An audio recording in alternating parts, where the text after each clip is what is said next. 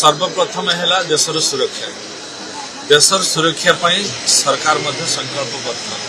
तेणु जो भी अनुप्रवेशकारी माने रोचंती सेठी विभ्रांत करुचंती एवं विशृंखला तैयारी करचंती देश प्रति विपद तैयारी करचंती जनसाधारण प्रति विपद तैयारी होची तेणु ये आमर दायित्व ये आमर कर्तव्य सरकार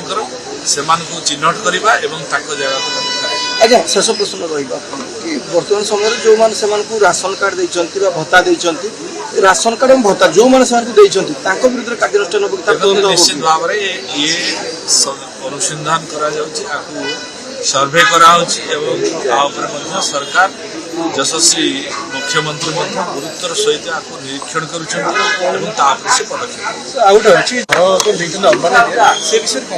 देखो घर गरीब लोकंर आवश्यकता बहु अच्छी आपण मैंने जानते सहर को गले कोटी टकर घर गोटे पाइबा कष्ट कर तेणु आम सरकार लोकों सरकार मोहन माझी सरकार चिंता कर साधारण लोकटे कि घर पाइपर आज जदि बस्ती भी वृद्धि होचे तार कारण सेटा एक नंबर कारण कारण घर न पाइबा कारण जी जो घर करके रोचते तेणु संस्था घर दबा एफोर्डेबल हाउस दबा